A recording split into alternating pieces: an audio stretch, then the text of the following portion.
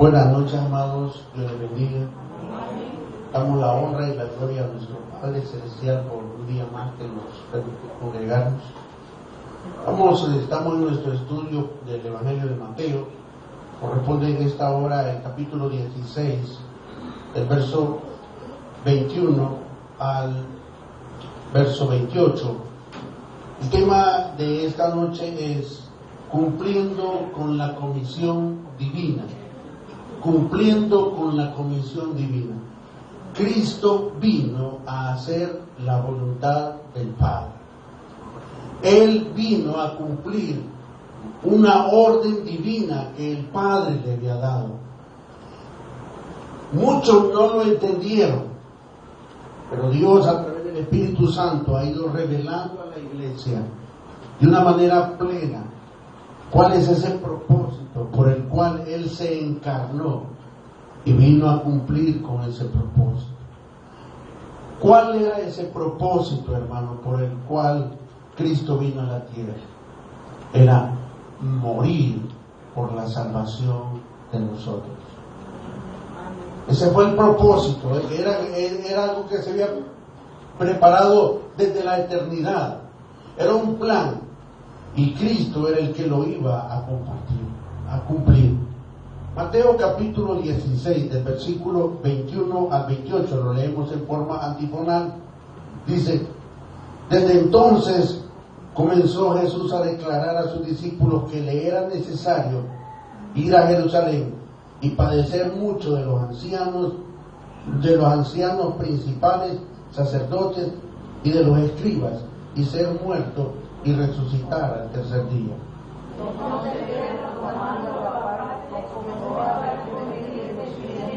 Señor, ten compasión de ti, en ninguna manera esto te acontezca. Pero él, volviéndose, dijo a Pedro: quítate delante de mí, Satanás, me eres tropiezo, porque no pones la mirada en las cosas de Dios, sino en la de los hombres. Entonces Jesús dijo a sus discípulos: si alguno quiere venir en pos de mí, niéguese a sí mismo y tome su cruz y sígame. Porque todo el que quiere salvar su vida la perderá, y todo el que pierda su vida por causa de mí la hallará. Porque él aprovechará para empezar todo el mundo y perdiera su alma, o que recompensa dará por su alma. Porque el Hijo del Hombre vendrá en la gloria de su Padre con sus ángeles, y entonces pagará a cada uno conforme a sus obras.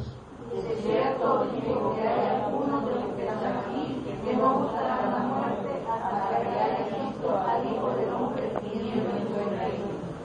Gracias, Padre, porque nos revelaste el reino. Gracias, Señor, porque nos has dado esperanza en el nombre de Jesús. Gracias porque nos diste un Salvador. Te amamos, Padre, y te bendecimos. Pedimos en esta noche tu dirección. Instrúyenos en el conocimiento de tu palabra. Bendito sea, Padre, en Cristo Jesús. Amén y amén. Cumpliendo con la comisión divina. En los versículos anteriores, Jesús hace una tremenda declaración y pareciera de que los discípulos en ese momento como que dijeron: hoy es el momento. Ya Jesucristo ya se reveló como Dios, habló de una nueva institución de la iglesia, ya nombró a Pedro como el capitán. Yo creo que en este momento, este es el momento en el cual hemos estado esperando. De hecho, en el versículo 20 le dice, esto los alegró a los discípulos, cuando le dice en el versículo 20: entonces mandó a sus discípulos que a nadie dijesen que él era el Mesías.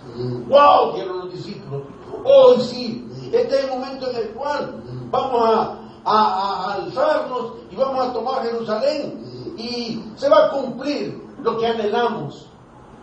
Pero vemos que del versículo 21 al versículo 28 cambia todo el panorama. Y esto desconcertó a los discípulos. ¿No ha sentido usted muchas veces que Dios, que a veces que usted como que no entiende a Dios? Que está haciendo las cosas bien y le están saliendo las cosas mal. Que entre más busca a Dios, las cosas pues como que no le salen muy bien. ¿Sabe una cosa? Tenemos un Dios que nos sorprende. No tenemos un Dios que va a trabajar bajo nuestra agenda. No tenemos un Dios que va a hacer lo que nosotros le digamos.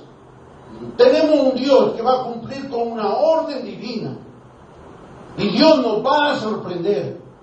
Y hermano, cada día Dios va a llenar las expectativas de nuestra vida en la medida que entendamos que Él es el Mesías, que Él es Dios, no nuestro sirviente. Muchas veces la religión nos presenta a un Jesús que anda detrás de nosotros, que nos escribe cartas de amor y que nos dice que te amo y que te espero. Hermano, ese concepto de un Jesús débil, enamorado y que llena nuestras expectativas no es el Jesús de la Biblia. El Jesús de la Biblia es Señor y Rey, y vino a revelarnos al Padre, vino a acercarnos el reino de Dios y estableció un vínculo con el hombre a través de su sangre en la cruz del Calvario. Jesús no iba a llenar las expectativas del pueblo judío ante el Imperio Romano. Él apuntaba a algo más grande, a algo más glorioso, y era la redención eterna del hombre. Pero esto no lo entendieron los discípulos. Dice el versículo 21. Desde entonces comenzó Jesús a declarar a sus discípulos que le era necesario. Le era necesario. La palabra le era necesario viene del griego dei, y habla de la necesidad de cumplir con la voluntad de Dios. Cristo es el ejemplo máximo de alguien que cumplió la voluntad de Dios. Y la palabra es dei. Y esto, hermano, es algo que se le transmite a la iglesia. La iglesia tiene que estar embarcada en el proyecto de cumplir la voluntad de Dios, no el de hacer nuestra voluntad. Y la palabra le era necesario es algo que está sin discusión, no es negociable. Para Cristo la voluntad de Dios estaba por encima de todo y de todos. Ojo, el hacer la voluntad de Dios no es negociable. La iglesia, el llamado para la iglesia es de hacer la voluntad de Dios. Es ahí, hermanos, donde la iglesia es fuerte. Es ahí donde la iglesia alcanza su máxima plenitud. No en obtener bienes, no en obtener una posición, no en obtener aplausos ni títulos, no. Cada hombre, cada mujer que es lavado por la sangre de Cristo tiene que tener una sola visión, y es hacer la voluntad de Dios. Y eso nos tiene que preocupar. Y para hacer la voluntad de Dios tenía que ir a Jerusalén. Decía que era necesario ir a Jerusalén. Jerusalén era el centro del profético del cumplimiento de la obra redentora. Jesús tenía que morir en Jerusalén. Jesús tenía que morir en Jerusalén. Pero lo que a los discípulos los trastornó es lo que dice la segunda parte. Dice, y padecer mucho. ¡Wow! Este no es el Mesías que nosotros esperamos, dijeron algunos. Un Mesías que va a morir, un Mesías que va a sufrir. No, yo quiero un Mesías que entre a Jerusalén y lo conquiste. Pero él dijo, y va a padecer mucho. Esto haciendo alusión a Isaías 53, versículos 4 al 6, donde se habla del siervo sufriente. Hermano, quiero que entiendan, Cristo fue el que cumplió más de 100 profecías del Antiguo Testamento. Las cumplió todas. Si no, no era el Mesías. Y esta era una de ellas. Ahora, ¿de quiénes iba a padecer? Habla de tres grupos de personas: de los ancianos, de los principales sacerdotes y de los escribas. Hermano, Jesús estaba hablando del Sanedrín. Jesús iba a enfrentar al centro del poder religioso judío. Iba a ir al Sanedrín. Se iba a enfrentar con el centro del poder religioso. Ojo, no iba a conquistarlos, iba a sufrir a manos de ellos. Y hermano, gente buena matando a gente buena. Porque el concepto que se tiene de los sacerdotes, de los judíos, es como que somos villanos. No. Era gente guardadora de la ley. Era gente que amaba a Dios, pero tenían un pequeño problema, y eso los desacreditó. Ignoraban al Dios verdadero. Usted puede tener muy buenas intenciones, pero si ignora a Dios, todo lo que usted hace se viene abajo. Todo el poder judío se vino abajo, porque en vez de apoyar y de avalar lo que Cristo hizo, lo condenaron y lo mataron. Obviamente estaba dentro del plan de Dios, pero hay algo muy importante. ¿Cómo es la calidad de vida de un hombre sin la dirección y sin el conocimiento exacto de Dios? Estas personas eran respetadas y amadas en el pueblo. El problema es que en un momento se embriagaron del poder y de su posición, y poco a poco se fueron alejando de aquello que ellos amaban. Poco a poco se fueron poniendo en contra de aquello que ellos amaban y cuidaban y guardaban, que era la ley. Y ellos mismos se volvieron sus detractores. Qué tremendo es, hermano, que pareciera que entre más conoce la gente a Dios, más lo ignora. ¿Por qué?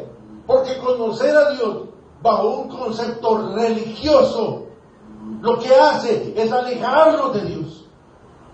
El Sanedrín era la institución que custodiaba la Torá, que administraba la palabra, que regía la ley de Dios, pero en su corazón estaban muy lejos de Dios.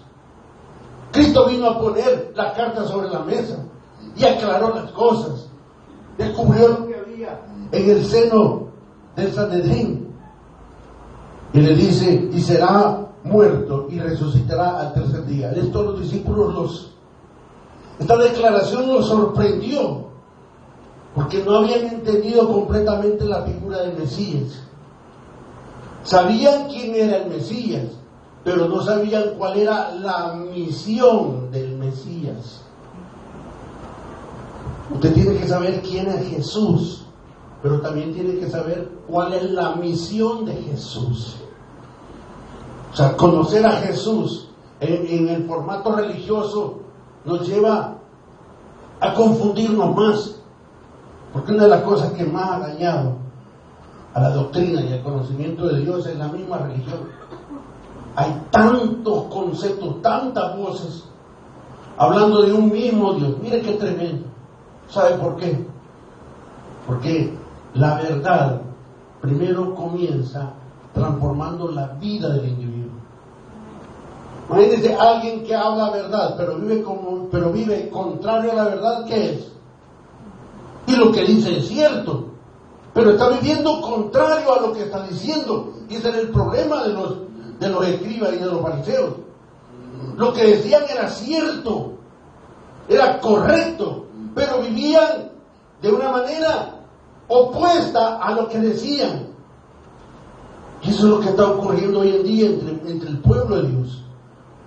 hablan de Dios, dicen cosas preciosas de Dios, pero en su vida íntima, en la práctica, es totalmente diferente, hermano. Eso, hermano, ¿cómo se llama? Religión.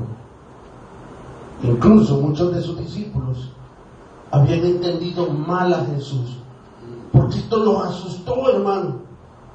El Mesías que nosotros esperamos nos va a liberar del Imperio Romano. Pero resultó que no era así. Él les dijo: voy a ir a morir. No queremos eso. Y aquí entra algo bien tremendo. Se reúne con Pedro, porque a Pedro ya lo habían puesto como el jefe. Y Pedro le dice: no, cálmense un poco, yo creo que Jesús está pasando por un mal rato. Quizás Jesús está teniendo una depresión, ¿verdad? Y cuando alguien está en una depresión, ¿qué piensa? Piensa en morirse, ¿no? No, yo voy a hablar con Jesús. Miren qué tremendo. Pedro le dice: no, cálmense, yo voy a hablar con Jesús. Yo creo que tiene una depresión. Entonces Pedro, tomándole aparte, comenzó a reconvenirle. Aquí Reina Valera no tradujo exactamente la palabra. La palabra es epitimao,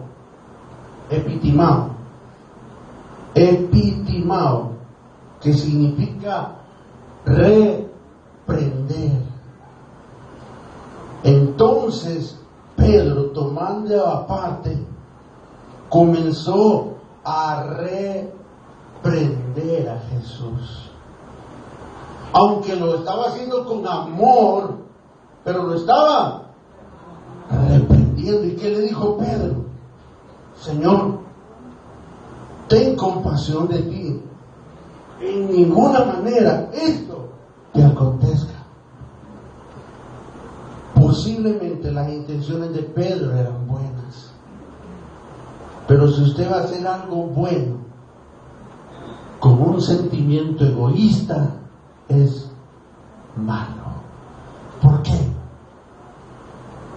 Porque Pedro, junto con los otros discípulos, dijeron: hoy sí nos levantamos en contra del Imperio Romano. Y viene Jesús y le dice: no, yo me voy a morir. ¿Qué pasó? No, yo voy a hablar. Y Pedro comienza a reprender. Reina Valera dice reconvenir, pero la palabra es epitimao, que significa a reprender. Y ojo, aquí hay algo bien tremendo. Pero Jesús, verso 23, volviéndose, dijo a Pedro: wow, la palabra en el griego es upumao. Entonces dice, volviéndose, le dijo a Pedro: quítate delante de mí. Upumao, la palabra es upomao, que se traduce: Pedro, vuelve a tu posición. Mire qué tremendo. Pedro lo llamó aparte para que no se dieran cuenta los demás, ¿verdad? No, cálmense, ya me entregó la llave a Jesús. Ahora yo mando. Jesús, ven para acá, Jesús, un momento. Y hasta le echó el brazo. Mira a Jesús. Y se le puso enfrente. Mire qué tremendo. Cuando usted va a reprender a alguien, lo mira de frente. Y comenzó a reprenderle. Wow. Y Jesús le dijo: upumao, vuelve a tu posición, le dice Jesús. Vuelve a tu posición, Pedro. ¿Cuál era la posición de Pedro? Estar detrás de Jesús, no enfrente. Y le dice: apártate de delante de mí. Pedro estaba enfrente de Jesús, reprendiéndole. Y Jesús le dice: Pedro, vuelve a tu posición. ¿Cuál era la posición de Pedro? Detrás de Jesús. La iglesia victoriosa está detrás de Jesús. ¿Quiere una vida de victoria? Tiene que estar detrás de Jesús. Jesús no necesita consejos. Jesús no necesita que le diga: mira, Señor, sería bueno que llevara mi vida de esta manera. No. Jesús vio en Pedro algo que Pedro no lo había visto. ¿Y qué le dijo? Apártate de mí. ¿Qué le dice? Satanás. Mi hermano, eso fue como un balde de agua fría. En los versículos anteriores le había dicho: tú eres Pedro, y sobre esta roca edificaré mi iglesia. Tú eres el príncipe, tú vas a comenzar y vas a iniciar esta obra de redención. Y ahora, hermano, le estaba diciendo a Pedro, ¿qué le estaba diciendo? Satanás, me eres tropiezo. Y le reveló la intención que tenía Pedro. ¿Cuál era la intención de Pedro?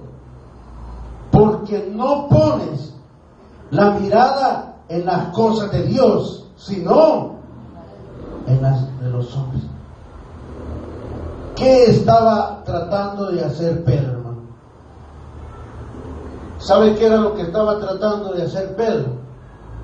Cuando estaba reprendiendo a Jesús, le estaba diciendo: Jesús, toma otro camino. Hay otra manera de resolver esto.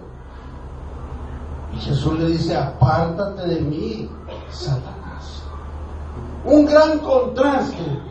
Primero le da una declaración muy bella a Pedro, y después le dice a Pedro: Satanás. Saquemos un consejo muy lindo para nosotros.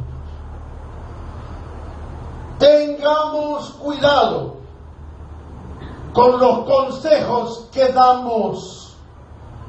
Tenga cuidado con los consejos que da. Tenga cuidado con las decisiones que toma, porque pueden ser inspiradas, motivadas por el mismo Satanás. Imagínense que Pedro, siendo Pedro, según el versículo, se le metió el diablo. Y Pedro no se dio cuenta. ¿Cuándo es que Satanás puede intervenir en nuestra vida? Wow. ¿Lo puede hacer? Sí. No que nos posee, sino que puede intervenir. ¿Cuándo es que Satanás puede intervenir en nuestra vida y destruirnos? El versículo nos da una poderosa clave. El que lo haya, le invito a comer pupusas. Porque no pones la mirada en las cosas de Dios. En ese momento, cuando Pedro bajó la mirada, Satanás entró como un buen consejo. Hermano, ¿por qué nuestra vida se complica? Porque no ponemos la mirada en las cosas de Dios. La iglesia va a fracasar si no cambia su manera de ver. La iglesia es poderosa cuando pone sus ojos en las cosas de Dios. Pedro bajó la mirada. Hebreo nos dice: puesto los ojos en Jesús. Hermano, nuestra vida tiene que estar orientada y dirigida hacia las cosas de Dios. Pedro, por un momento, dejó de pensar en Dios y pensó en Él. Pensó en su seguridad, en su comodidad y en su provecho. Dios le dijo: no me sirves, Pedro. Apártate de mí. Todo aquel que su mirada la pone en la de los hombres en las cosas de la tierra no le sirve a Dios. Y Jesús le dice: apártate de mí, Satanás. La palabra me eres tropiezo viene de la palabra griega escandalizo. Has hecho un escándalo de esto, le dice Jesús a Pedro. Me eres tropiezo, no me sirves para los planes. Yo quiero que tú, como el representante de la iglesia, ponga los ojos en Dios. Usted, como cristiano, como cabeza de hogar, tiene que poner los ojos en Dios. Nuestra vida quiere un giro en su vida. No cambie su estilo de vida cristiano. No lo cambie. Van a haber circunstancias que nos van a querer mover. Ahora, esto parte de su identidad y de su llamado.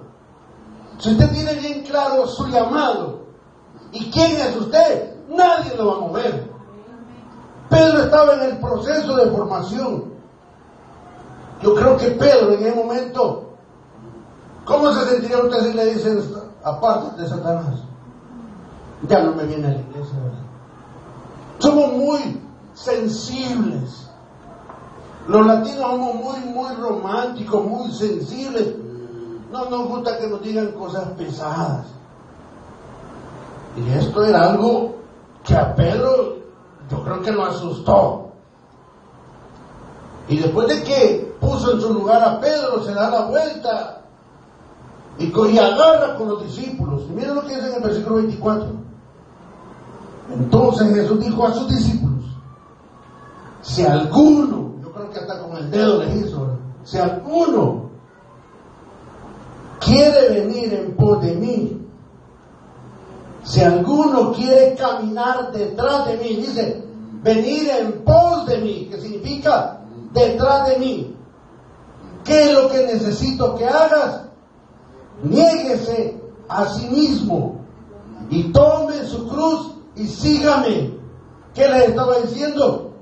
Tienes que tomar una decisión. Tienes que definirte. De hecho, es la decisión más importante que tenemos que tomar en nuestra vida. Seguir incondicionalmente a Jesús. Y comienza, hermano, con su vida congregacional.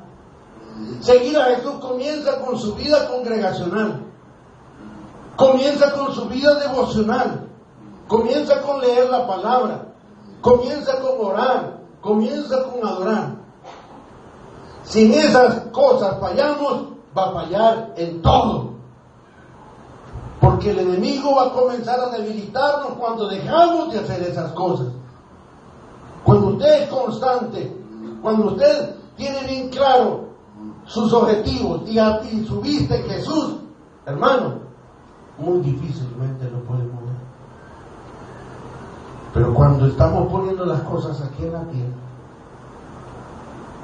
mi hermano, queremos un Jesús que resuelva los problemas de la tierra. ¿Y sabe qué nos dice Jesús? Yo no he venido a resolver los problemas de la tierra. Ustedes están pidiendo paz, yo no he venido a traer paz, dice. Yo he venido a poner disensión. Mi palabra va a causar eso en la sociedad. Cuando alguien se pone de mi lado, la sociedad lo va a rechazar. Cuando alguien se pone del lado de la sociedad, yo lo voy a rechazar. Pero hoy se nos ha inventado hacer una amalgama entre el mundo y la iglesia.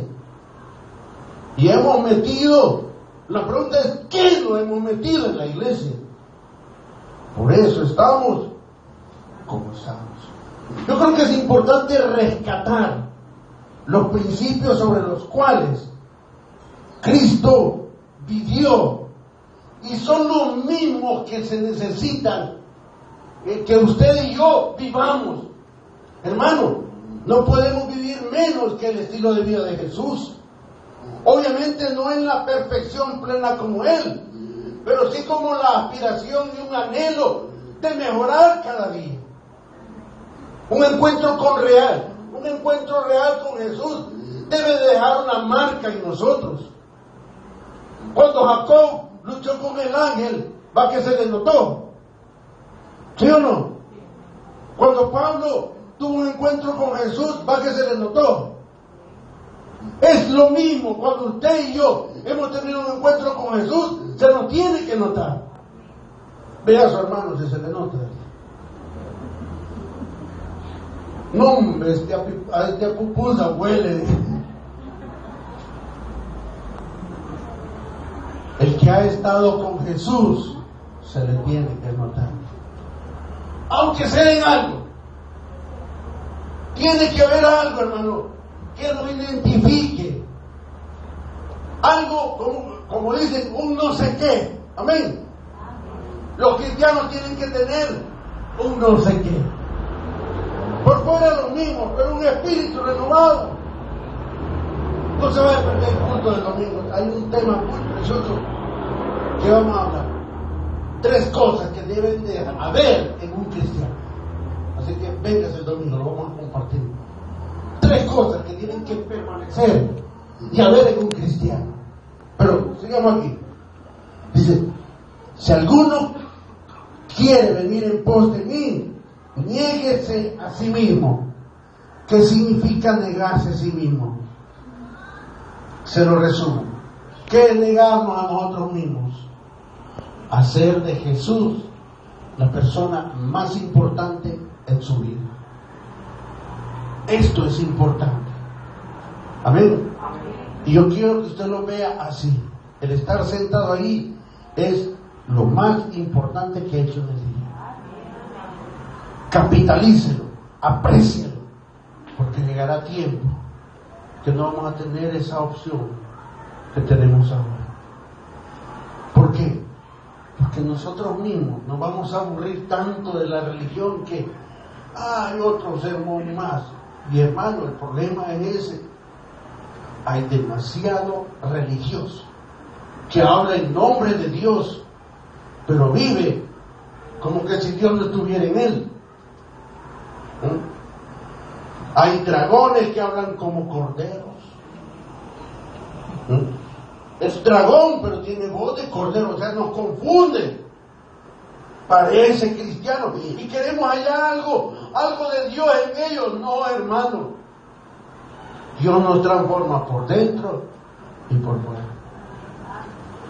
Seguir a Jesús implica tomar su cruz y seguirle. ¿Qué es tomar la cruz de Cristo? Su estilo de vida. El estilo de vida de Jesús que está plasmado en la palabra es el que nos lleva a imitarlo. En su carácter, en su moral, en sus principios. Si Jesús buscó el reino de Dios, ¿qué tenemos que hacer nosotros? Buscar el reino de Dios. Si Jesús amó, ¿qué tenemos que hacer nosotros? Si Jesús perdonó, ¿qué tenemos que hacer nosotros? Si Jesús tuvo misericordia, ¿qué tenemos que hacer nosotros? O sea, yo estoy hablando de esos principios, de ese estilo de vida, donde usted tiene que aprender a seguir los pasos del Maestro.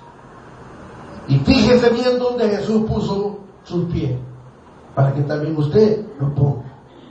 Porque de lo contrario, nos equivocamos. Nos equivocamos. Parecemos cristianos, pero no somos cristianos.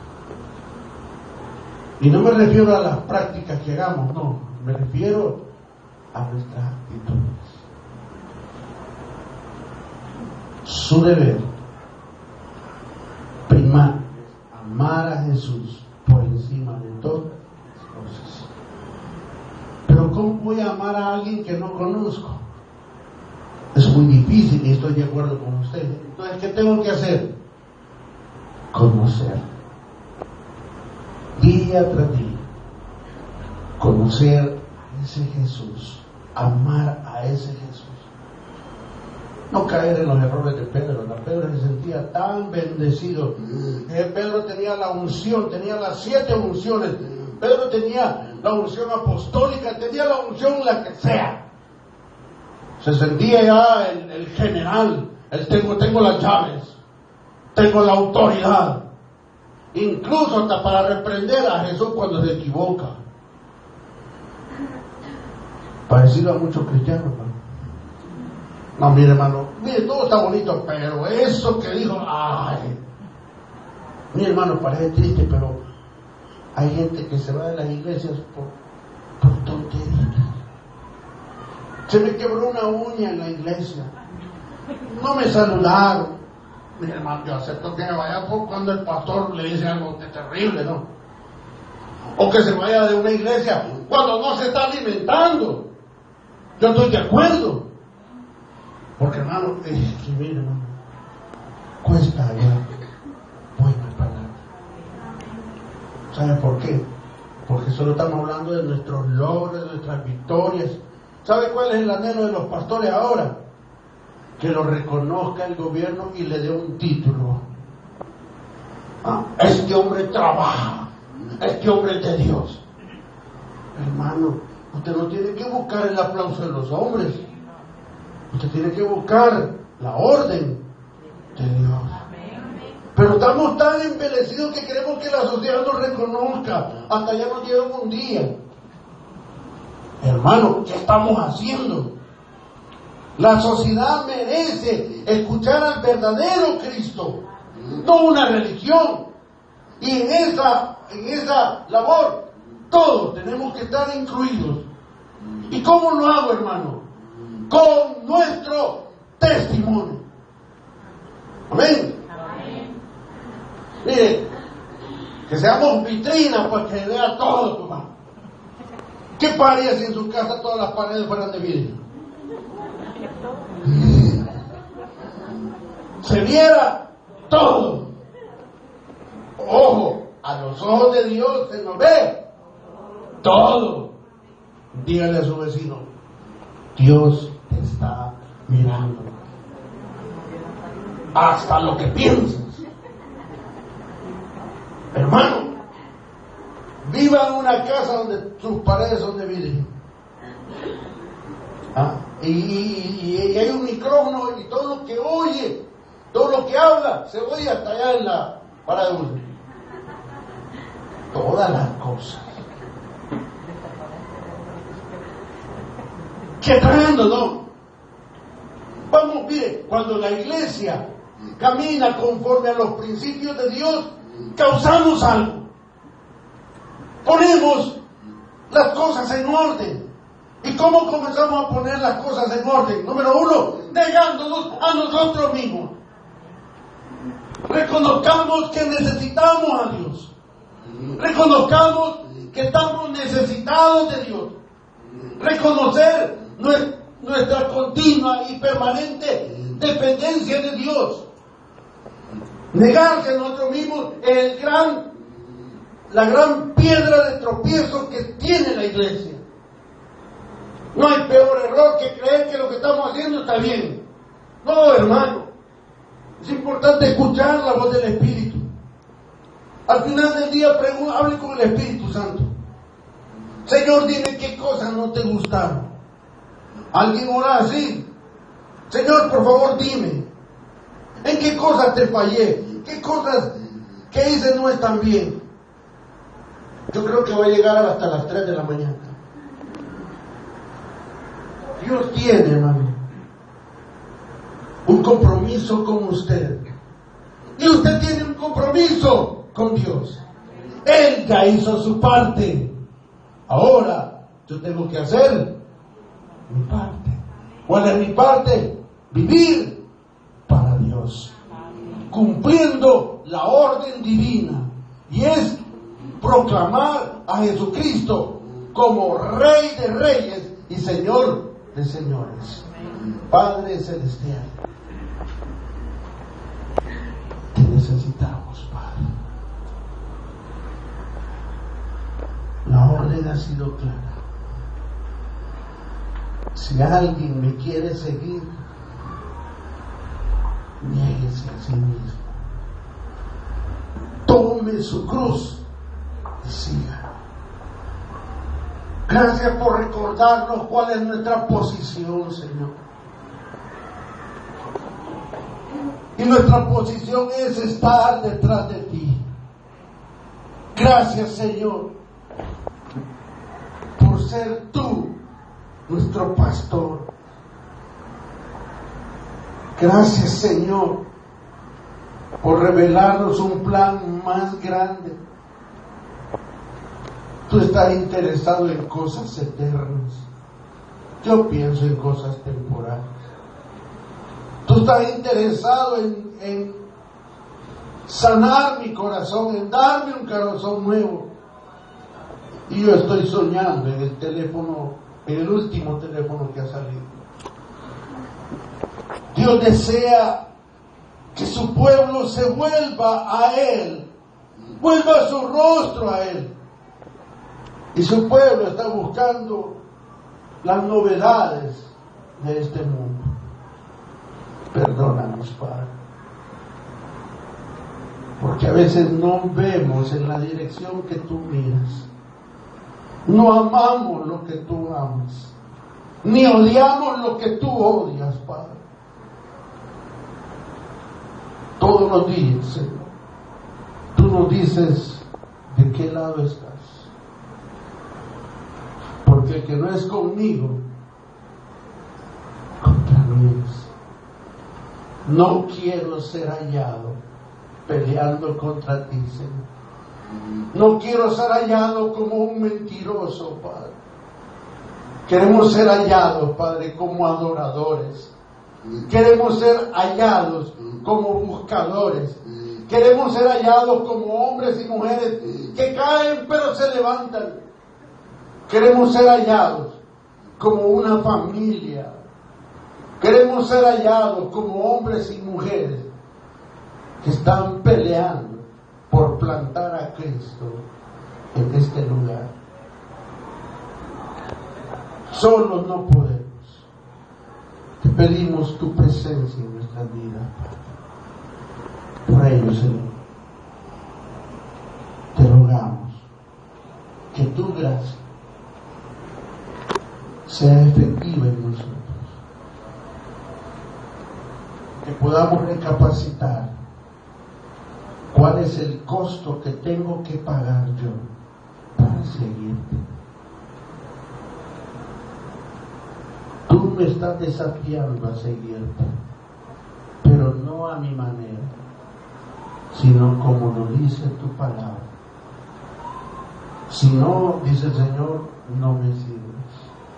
No me sirven tus títulos, no me sirve tu dinero, no me sirve cuán buena persona eres, no me sirve eso, dice el Señor.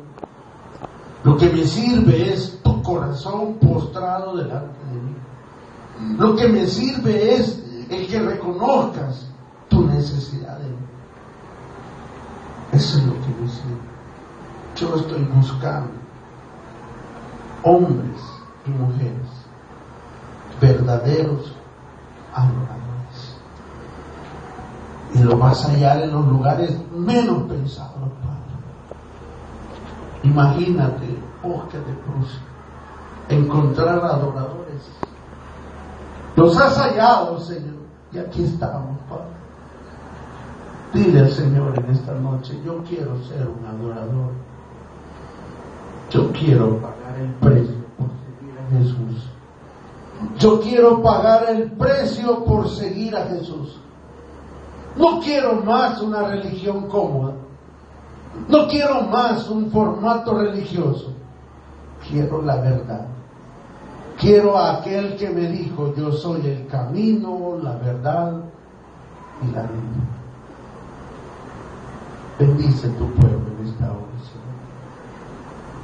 Haznos, Padre, conforme a tu imagen. Quebrántanos, renuévanos. Sigue trabajando en nosotros, Padre. Sigue moldeando estos vasos de barro para tu honra, para tu gloria. Gracias, Padre. En Cristo Jesús te damos toda la honra y toda la gloria, Padre. Amén. Amén.